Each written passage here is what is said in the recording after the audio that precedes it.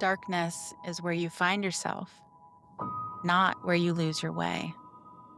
Shatter expectations, illuminate shadows, set fire to smallness.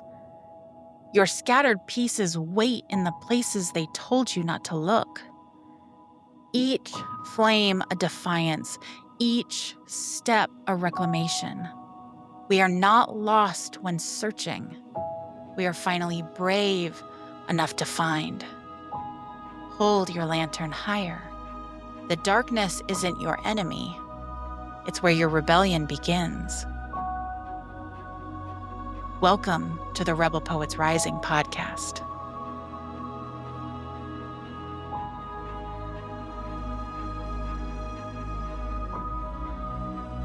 Dearest Rebel, darkness is not your enemy. Now, stick with me here.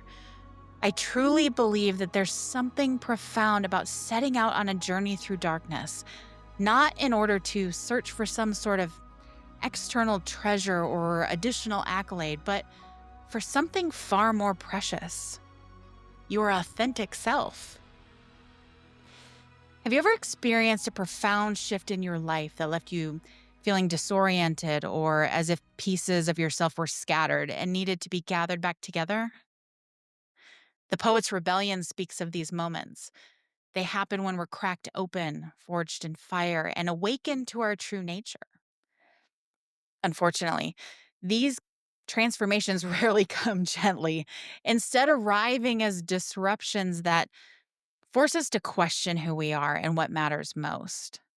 I was reminded of this recently when reading a piece by Emily Dickinson, which describes her family's move to a new home. And in the chaos of relocation, she writes, I took at the time a memorandum of my several senses and also of my hat and coat and my best shoes. But it was lost in the melee, and I'm out with lanterns, looking for myself. Dickinson's words perfectly capture what our journey looks like when we pursue authentic rebellion. Like her, we regularly experience moments of profound displacement, whether physical, emotional, or spiritual, that scatter the pieces of our identity. Our memorandum of who we thought we were lost in the melee of life's transitions. And then there we are, out with lanterns, searching for ourselves. This search isn't a sign of weakness, because it takes incredible courage to shine a light into the shadows, forging new paths when old ones no longer serve us.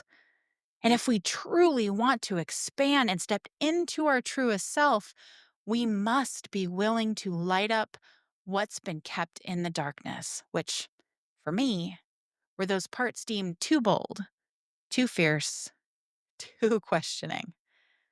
I was encouraged instead to play smaller, step aside, and stop rocking the boat. I'm sure you have plenty of battering language that's knocked around for you.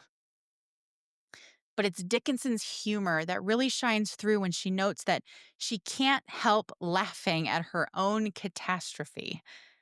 This too is part of your rebellion. It's when you find and expand the light, even in your moments of deepest uncertainty. Dickinson's willingness to acknowledge her disorientation while continuing to move forward anyway embodies the intellectual humility that makes true transformation possible. The journey of awakening your authentic self isn't neat or linear either. It comes budget by budget, as Dickinson puts it, through a series of small revelations rather than one dramatic move. Each step, each moment of vulnerability, each act of courage adding another beam to your lantern's light. This is why I said at the beginning, darkness is not your enemy. It's the place where you find yourself more fully and completely if you're willing to illuminate what scares you. In fact, it's within that very darkness that your lantern serves its true purpose, illuminating pieces of yourself you might never have discovered in the light of day.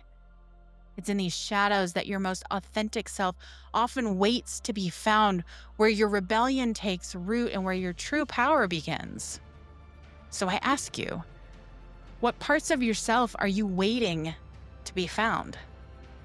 When you gather them back together, will they form the person you've always been told to be, or the rebel poet you truly are? I know this.